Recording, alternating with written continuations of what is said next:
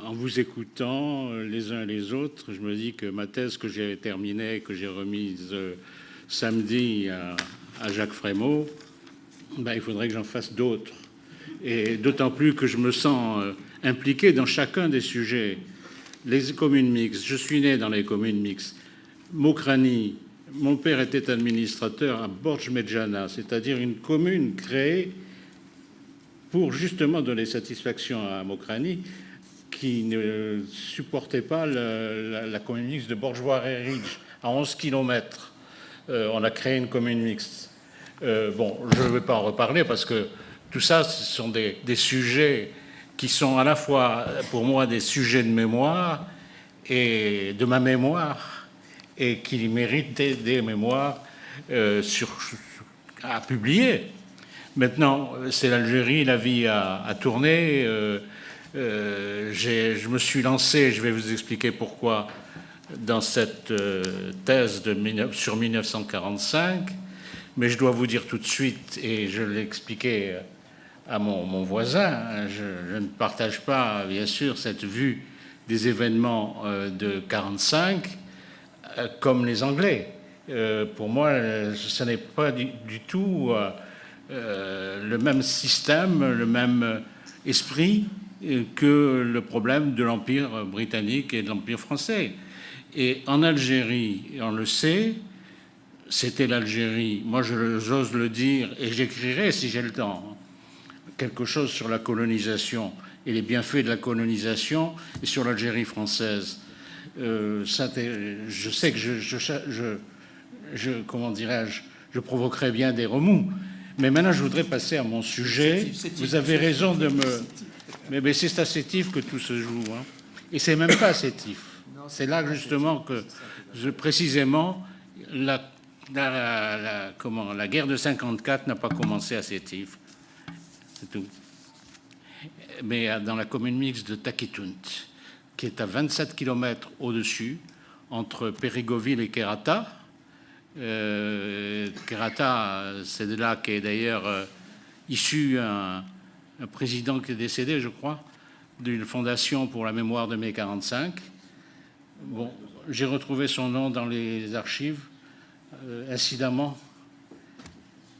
Je réserve ça à mon jury de thèse, car mon problème, ce que j'ai trouvé est véritablement enrichissant et me fait comprendre maintenant mai 45. Alors je vais vous dire une chose, c'est que je vais me référer à la parole d'un leader nationaliste pour commencer mon exposé, Messali Hadj, qui demandait au congrès du MTLD à Ornu en 1954 « Est-ce donc un crime d'étudier scientifiquement cette tragédie ?» Il avait raison, d'autant plus que, vous l'avez dit, il n'avait rien à voir avec mai 45, enfin les événements, les incidents. En 1984, un autre historien français de renom et dont j'ai eu la chance d'être l'élève à Sciences Po Alger, il débutait lui aussi.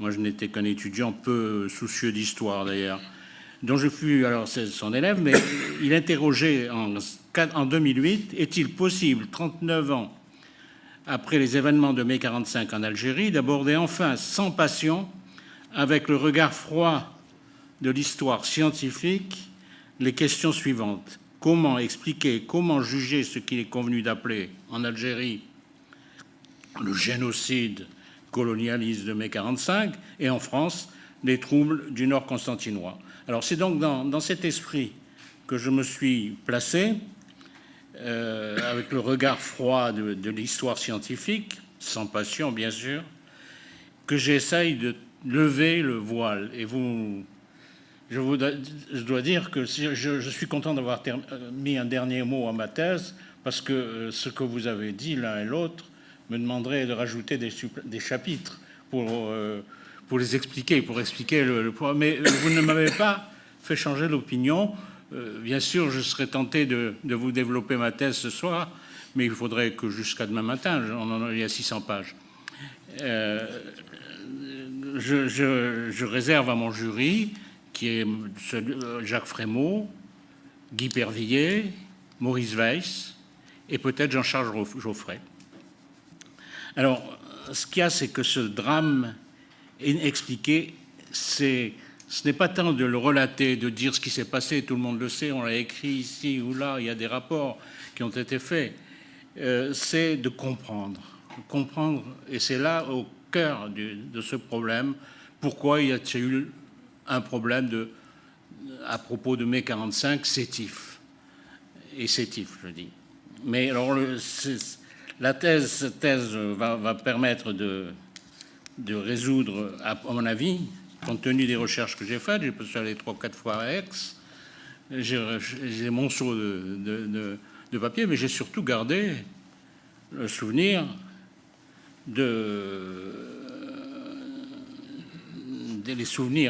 les archives des administrateurs tués le 8 mai, de mon père qui lui a succédé le 8 mai, et le mois aussi, mes souvenirs, puisque je suis arrivé dans les bagages de mon père en août 1945 à Périgoville, chef-lieu de commune mixte de Taquitoun. J'avais 15 ans, mais je dois dire que ces 15 ans-là, j'étais peut-être insouciant, peut-être. Je suis ensuite allé au collège de Sétif, où il y avait, paraît-il, une cellule nationaliste, mais je n'en suis pas aperçu à ce moment-là. Mais je dois dire que j'ai le sentiment que j'entends encore les gens, les témoins des événements de mai 1945 à Périgoville. Je les entends, j'entends leur voix, je la vois apeurée, mais aussi dans des deux communautés. Alors j'ai la chance d'appartenir aux deux communautés par mon père. Je crois qu'il était envoyé justement en mai 1945 pour apaiser l'esprit des populations des deux côtés. Il l'a fait avec un préfet qui s'appelait Petitbon, qui a été commissaire à la jeunesse à Alger par la suite. Je dois dire que ça, c'est ma mémoire. Mais je suis sans passion. Et je suis sans passion parce que le temps a passé, et puis parce qu'on ne comprend les choses que sans passion, si on veut être vrai. Alors, le travail d'historien, c'est justement cela, c'est d'être scientifique et rester scientifique. L'histoire, c'est une science, et c'est pour ça que on a intitulé mon approche pour pouvoir vous en parler, sinon il aurait fallu que je soutienne ma thèse avant, mais ça n'était pas possible. Les fausses pistes, les fausses orientations, les preuves incontestables, il faut arriver à sortir ce qui est à retenir. Eh bien, j'ai eu du mal, mais je crois que ma thèse, actuellement, est fondée sur des archives incontestables, sur des propos vérifiés, j'ai beaucoup appris avec Roger Vétillard aussi, parce qu'il a une connaissance de ce qui s'est passé. Cette connaissance, il la tient parce qu'il était sétifien, et parce que moi aussi, je suis un sétifien qui s'ignore, peut-être. Je ne vais pas aller souvent en sétif, sinon en classe de 3e, je crois, non, 4e en 1946. Et je dois dire que mon grand-père vivait également à Sétif, et mon grand-père a été poursuivi le 8 mai à la sortie de l'église, parce que c'est une famille, il faut le dire, qui n'était pas musulmane. Mais mon grand-père, Roger Vétillard le sait, il a vu mon grand-père sortir de l'église avec son burnous. Et c'était ça, comment dirais-je, les catholiques indigènes, si je puis dire. Mais mon père avait aussi fait d'autres choses. Alors, ce travail d'historien, je voudrais le mener pour la bonne raison que je veux comprendre, non pas relater, mais je veux comprendre. Et ces archives qui sont à Aix, elles sont nombreuses. Heureusement qu'il faut féliciter les conservateurs d'Aix, en Provence en particulier. C'est là que j'avais fait la connaissance de M. Brochier. Mais par la suite, J'ai eu l'occasion d'aller travailler plusieurs fois avec M. Gombert. Et grâce à moi, je crois, on a éprouvé le besoin de mettre en ordre les archives de la commune mixte de Takitunt, qui étaient entassées sans classement. Mais il y a aussi autre chose que je suis allé faire. Je suis allé passer 3 jours au Blanc. Je dois dire qu'aller au Blanc, c'était peut-être même pas le poste de sous-préfet que je souhaitais, parce que c'était quand même une sous-préfecture, pour moi, que je ne connaissais même pas. Et je vais vite, mais... Est-ce que vous pourriez peut-être regarder les éléments fondamentaux de... Non, je vais aller vite. Je vais aller vite. Je sais. Ce qu'il y a, c'est que il faut que je l'explique. Alors, bon, je suis allé au Blanc. Le Blanc, c'est le dossier de la justice militaire. Alors, j'ai le droit de vous parler des jugements, mais je n'ai pas le droit de dire tous les éléments qui sont contenus dans les dossiers judiciaires. Mais le temps passe et de plus en plus, on va pouvoir en parler. Et ma thèse sera sans aucun doute une source supplémentaire. Alors, je voudrais vous dire ce que je crois essentiel que j'ai retenu. Je ne vous dirai pas ce que je dirai ce que j'ai écrit dans ma thèse, tout. Je ne citerai pas les noms. Mais j'ai fait une enquête à la fois générale sur l'Algérie du moment et naturellement une enquête locale sur Périgoville, la commune mixte de Takitunt, où j'ai vécu en 1946 et où, bien sûr, comme je vous l'ai dit, on se souvenait de ces événements avec effroi. Alors, pour les éléments les plus marquants dans ma thèse, c'est que je rattache non pas le mouvement populaire que n'a pas été mai 45, mais simplement que je rattache au moment. Or, au mois d'avril 45 et jusqu'au mois de juin 45, il y a un élément spécial, c'était la signature, la réunion à San Francisco de la conférence des Nations Unies qui, naturellement, reprenait la charte de 41 et la déclaration des Nations Unies du 1er janvier 42, le droit des peuples, qui fixait le droit des peuples à disposer d'eux-mêmes. Alors les gouvernements français, dans cette affaire, ne pouvaient manquer de penser que la France était fragilisée à cet égard, tout comme l'Angleterre, mais comment pour eux abandonner une politique qui était tout à fait différente de la politique anglaise, la politique d'assimilation, cette politique qui était jamais écrite mais qui était pratiquée, assimiler, venir petit à petit au régime, on l'a dit au point de vue communal, mais venir faire de l'Algérie un territoire français. Je ne dis ça comme je crois l'avoir perçu et comme l'assimilation étant, à mon avis, bien sûr avec le facteur démographique, étant certainement en cause de ce côté-là.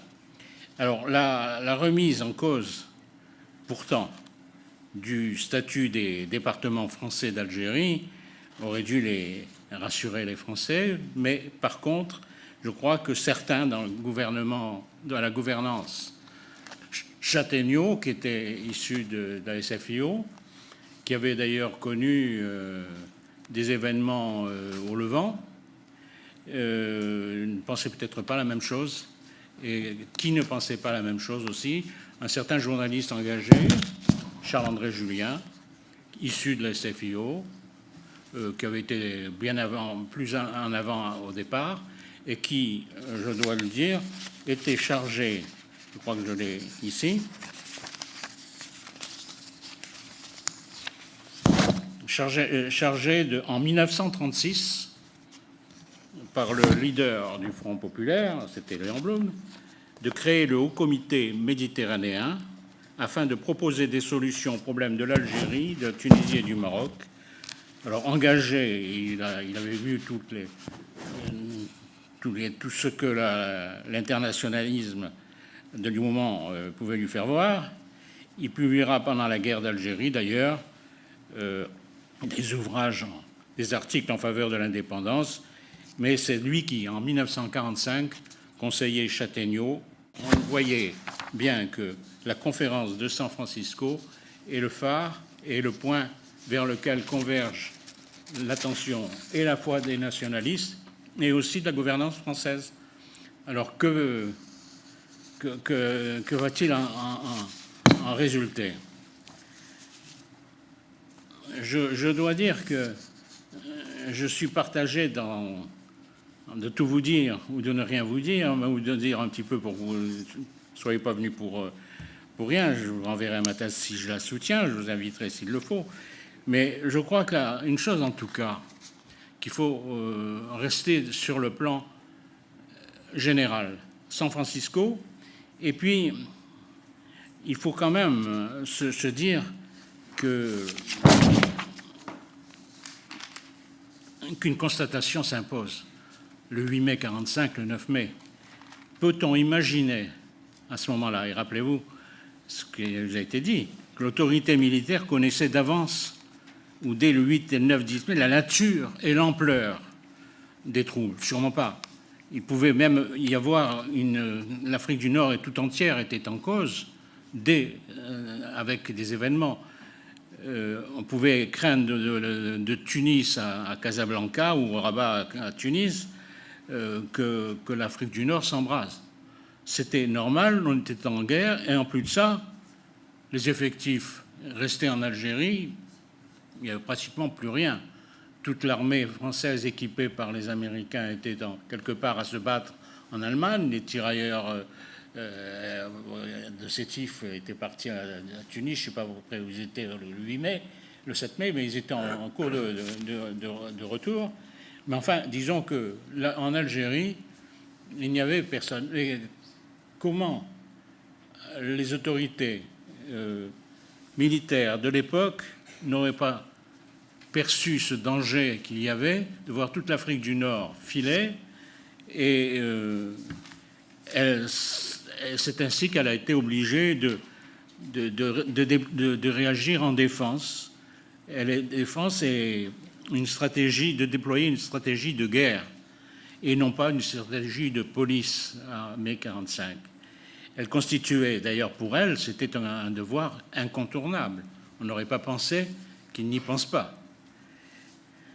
Le général de Gaulle, de son côté, a toujours cru, alors même après, jusqu'en 1959, quand il écrivait ses mémoires, il a cru que c'était une affaire internationale. Et que le général de Gaulle a toujours cru à une agression extérieure en lien avec l'affaire de Syrie. Je crois que le même jour survenaient des événements, il y voyait des agissements britanniques, ça c'est sûr, liés aux incidents du Levant. Son télégramme, alors le 10 mai, qu'il envoie, j'avais fait un exposé là-dessus, dans le télégramme du 10 mai, dit « Veuillez affirmer publiquement la volonté de la France victorieuse de ne laisser porter aucune atteinte à la souveraineté française sur l'Algérie. » Et dans ses mémoires, c'est simplement un commencement d'insurrection survenu dans le Constantinois et synchronisé avec les émeutes syriennes du mois de mai, a été étouffé par le gouverneur général Châtaigneau. C'est les deux lignes qui sont consacrées à mai 1945. Mais de son côté, le préfet le préfet de Constantine, Lestrade Carbonel, un ancien administrateur de communes mixtes, une famille d'administrateurs d'ailleurs, voyait la présence française en cause, déjà. Et l'intégrité du département menacée. Il écrivait le 13 juin, alerté par des rapports pessimistes.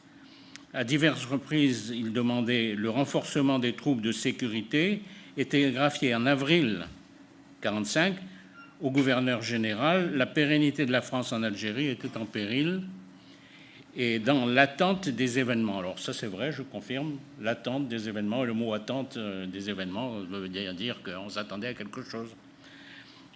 Quelques garnisons renforcées, Les troubles étant insuffisants, nous avons dû nous contenter de surveiller l'ensemble du département. C'est dire qu'on craignait le pire pour l'unité du territoire. Mais ce que je dois vous dire,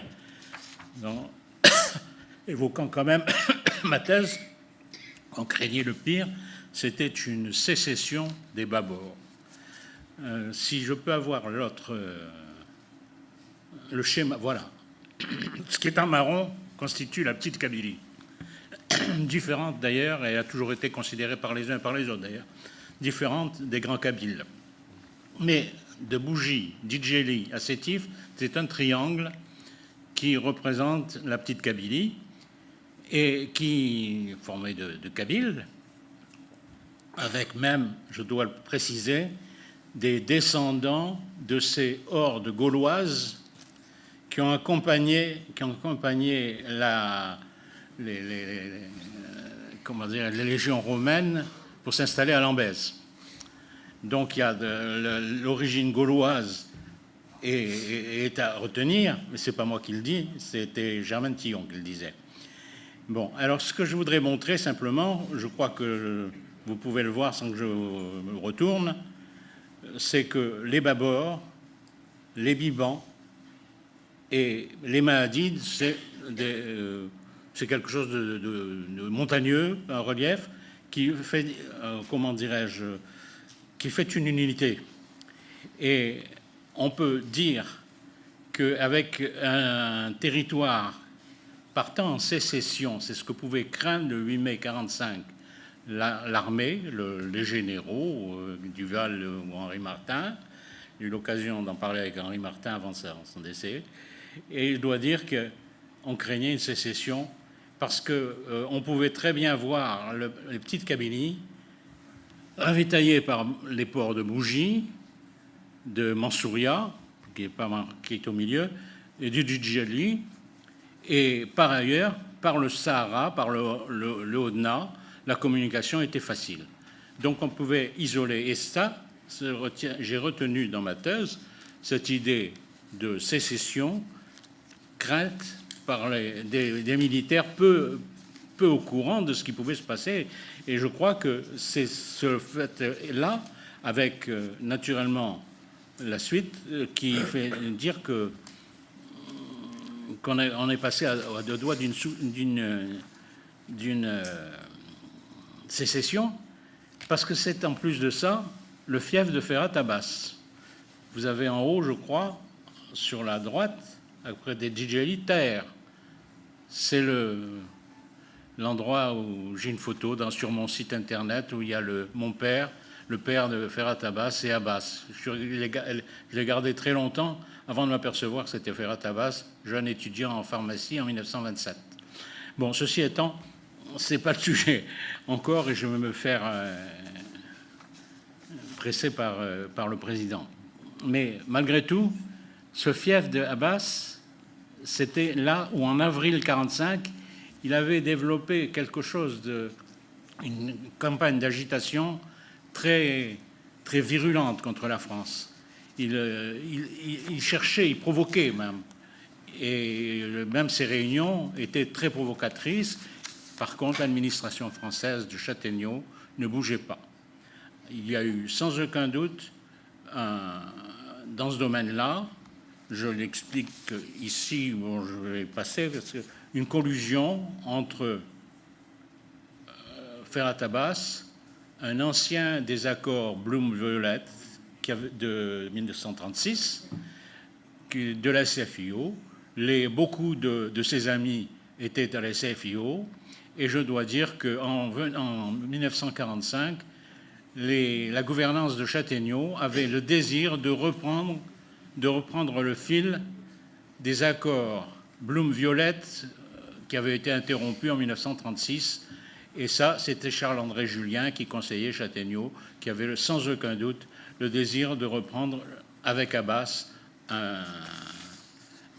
le cours. Et je crois même, si vous voulez, c'est l'exposé, j'ai les preuves pour le dire, on voulait simplement... Augustin Berck n'était peut-être pas l'initiateur, mais il était quand même le meneur de jeu. Gutenberg était le directeur des affaires musulmanes de 1940 à 1946. C'est le père de Jacques Berck et le grand-père d'Augustin Berck, un des gens très, très réputés. Mais je dois dire que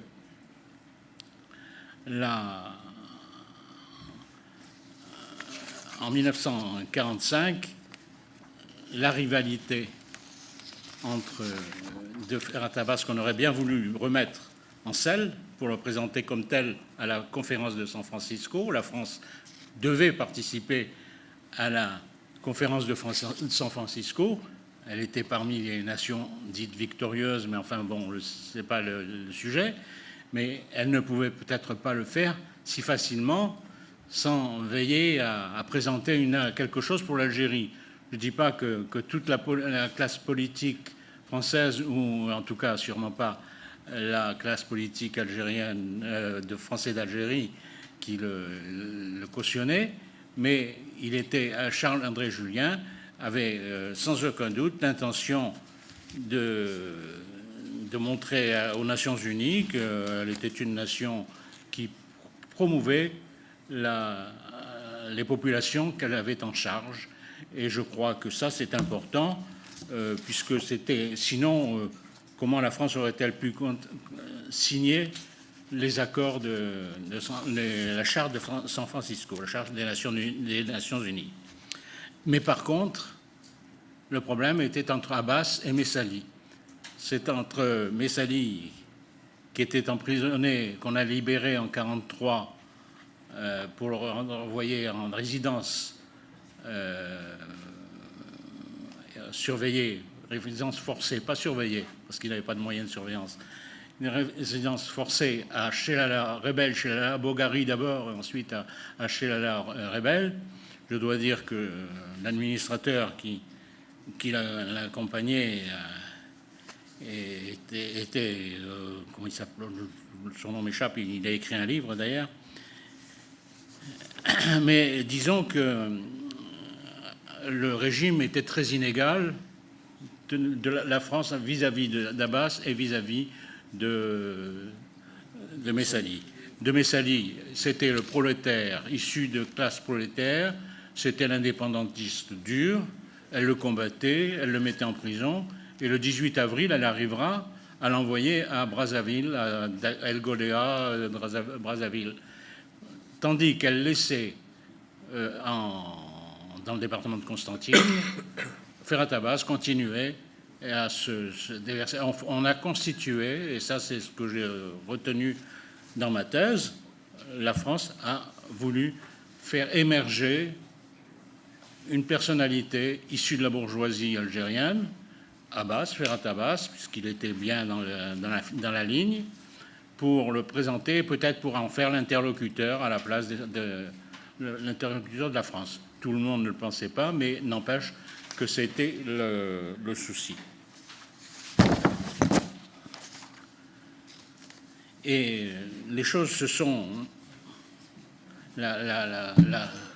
La rivalité entre les leaders, ou entre les clans, plutôt, était naturellement très vive, mais avec d'une façade d'entente. Alors, Messali était passé à Sétif, rencontrer Abbas à sa sortie de prison. Le chir des ulémas, Brahimi Bachir, était de la partie. Et disons qu'on voulait donner cette idée que le mouvement créé par Abbas, à la suite de son manifeste, avec les amis du manifeste, aussi une organisation qui est proliférée par des sections locales très fortes, en fait, les anciens du PPA étaient rentrés dans du PPA, c'est le Parti populaire interdit de Messali, étaient rentrés, hein, ils avaient noyauté les hommes d'Abbas.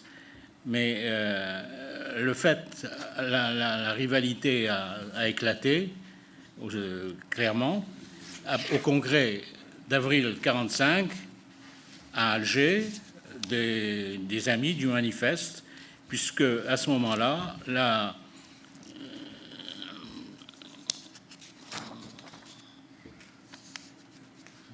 train de... Oui, le Congrès n'était pas présidé par Abbas qui était malade, et c'est un ami, le secrétaire de Messali qui était dans les couloirs et qui a fait adopter une motion qui le Congrès a proclamé Messali chef incontesté du peuple algérien. C'était un échec pour Abbas et c'était un échec aussi pour la gouvernance française qui devait abandonner qui devait, avec Abbas, neutraliser Messali.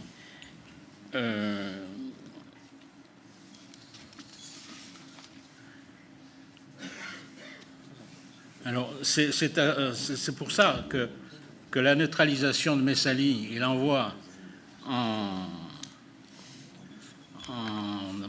Brazzaville a eu lieu le 18 avril. On verra un secrétaire général de préfecture, ce qui est quand même pas n'importe qui, se rendre lui-même, accompagnant son préfet qui allait à Chelala Rebel. Il a accompagné son préfet, il a procédé à l'arrestation, voulu procéder à l'arrestation du secrétaire de Messali, celui qui avait fait voter la motion, mais il se trouve que je ne sais pas prévenu par qui ou par comment, et oui, je suis navré, ces hommes se sont échappés. Et ça a été... Le gouvernement a perdu la face, et bien sûr, le 21 avril, Messali était placé dans un avion à destination d'Algolea, puis de Brazzaville. Neutralisé, il avait... Pourtant, c'est son nom qu'on criait dans les rues de Sétif, pas celui d'Abbas, et on demandait sa libération et pas celle d'Abbas, puisqu'il n'était pas, en contraire, il était très libre. Donc, nous arrivons à ce 8 mai 1945, à Sétif.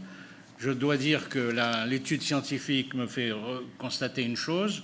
L'arrestation de Ferhat Abbas le 8 mai à 10h30 dans le salon d'attente du cabinet du gouverneur général à Alger. Il venait au nom, c'est lui qui l'a écrit, au nom des, et il a précisé l'heure, 10h30, au nom des AML, féliciter le représentant de la France de la violence de la victoire des Alliés. L'heure est précisée.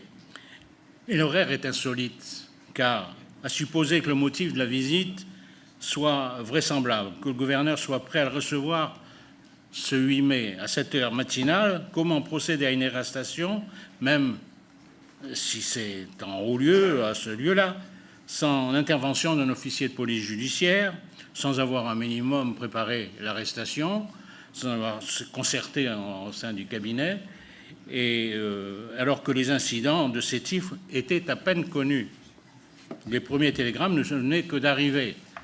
Et ce n'est pas le nom d'Abbas qui était scandé. Mais alors les télégrammes, les victimes, on ne les connaissait pas. On ne pouvait pas savoir que hors de Sétif, il y allait avoir, dans la commune mixte de Takitoun, il y allait avoir des troubles. Bon, pourquoi arrêter Abbas, sinon pour justifier qu'Abbas deviendrait l'interlocuteur. De Châtaigneau, on retrouve ceci. L'ordre, alors que la gravité et la signification des événements n'étaient pas encore connus, a dû être complété pour provocation à attroupement. Mais au préfet de Constantine, quelques mois après sa libération, Abbas disait, souriant d'ailleurs, que quelques mois de prison n'avaient jamais fait nuit à la carrière d'un homme politique. Alors, comment ne pas rappeler là la complaisance de l'administration pour Abbas? Comment ne pas faire le lien que j'ai fait? On voulait que Abbas soit l'interlocuteur de la France et sans plus. Voilà, cette arrestation était prévue. Je crois, si vous me permettez, que nous sommes arrivés. Voilà, eh bien je terminerai. Concluez, s'il vous plaît. Je conclurai parce que là, il faut que nous ayons... Car je pense que le message du Congrès AML était à destination de San Francisco. Je dois dire que l'arrestation était prévue. Un certain docteur Lamine de Maguine avait imaginé qu'on pouvait installer un gouvernement algérien dans les bas-bords, et ça, ce projet est un véritable projet, puisque Lamine de Maguine était allé visiter la ferme Maïsa, qui est à 6 km de Périgoville. C'est donc vous dire que tout ça, ça n'a rien à voir avec les troubles de Sétif, mais qu'il y a une manipulation pour faire de la commune mixte de Takitoun le point de départ d'un État algérien reconnu par les Nations Unies. Voilà le projet. Je crois que j'ai tout dit. En mettant bien en cause, je pense qu'il faut beaucoup plus de temps pour faire la thèse, qu'en réalité, c'est à la fois la gouvernance française qui a fait une fausse manœuvre, et que même Lamine de Maguine a fait une fausse manœuvre parce qu'ils étaient desservis par les exécutants. Et s'il y a eu des meurtres, c'est parce que le consensus des Nations Unies ne serait venu qu'avec, en l'absence de troubles sanglants. Or, il y a eu des troubles sanglants, et c'est ces troubles sanglants qui sont causés par une bande. La PJ disait une bande clandestine, une bande armée, qui a voulu compliquer sans doute la situation, mais c'est en tout cas 45 années dans la rivalité de deux leaders et naturellement. Merci beaucoup, Monsieur le Préfet. Merci beaucoup.